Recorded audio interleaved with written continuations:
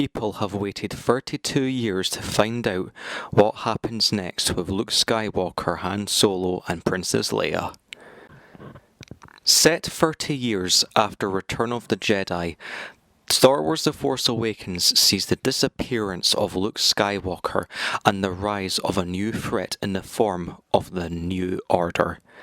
They are the remains of the Galactic Empire. Now the Resistance, led by General Leia, must rise again and defeat them. Through the use of practical effects, it feels like J.J. Abrams and crew have brought the Star Wars universe to life. Every robot, creature, and environment feels authentic. The use of practical effects and real set design feels like vintage original trilogy Star Wars. Special praise goes to BB-8, the new robot of the franchise, who steals the show in every scene he's in.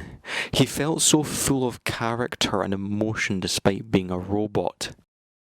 The new main leads are great. Daisy Ridley as Rey is a scavenger who has had to learn to fight for survival, making her a strong female lead. We don't know much about her heritage, which is what makes her such a compelling character.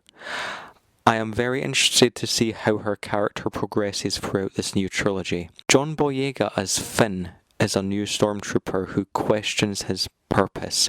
He is given a second chance to make things right and is a great redeemable character through this. Oscar Isaac is a great Resistance pilot, Poe Dameron, with enough wit and swagger to become the new Han Solo of this trilogy to come. Adam Driver as Kylo Ren was a great villain with a layer of complexity to him. He has a great final lightsaber battle, which is almost like something out of an old-fashioned samurai film in the snow. Donald Gleason as General Hux was a great authoritarian leader of the New Order. He delivers a very intense speech in the midway point of the film that's almost like watching Adolf Hitler at a Nazi rally. The returning cast members from the original trilogy are great here as well. Unlike Kingdom of the Crystal Skull, which kind of felt like Harrison Ford playing Harrison Ford, Han Solo here genuinely does feel like vintage Han Solo. We see a more older, aged, wiser version of Solo here.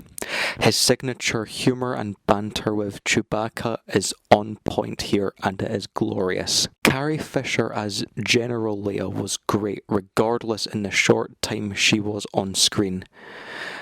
Not much can be said about Mark Hamill without giving away spoilers, unfortunately. However, certain characters feel underused and underdeveloped purposefully. There's a certain character or two that a lot of people, including myself, really wanted to see more of, and they're more or less thrown to the side, which felt like a major letdown. Also, the film does follow very similar plot threads to A New Hope. So much so that you could probably even have a checklist to compare the two. Let's just say, if you were hoping for a story that was more original and different, I'm afraid you're going to be a bit disappointed. It kind of does feel like A New Hope 2.0 in a way, and let's just say I'll be very disappointed if the up-and-coming Episode 8 is more or less a retread of The Empire Strikes Back. This is probably nitpicking, but some of the references also did feel a bit fanboyish. I remember being at the Disney store one day and I overheard a conversation between a staff member and a customer, and the customer asked the staff member who just saw the film if there was anything he didn't like about the film, and he basically said he was literally waiting for the actors to turn to the camera and wink. To be fair, J.J. Abrams and his team had everyone to please. He had to please fans of the original trilogy, fans of the prequel trilogy.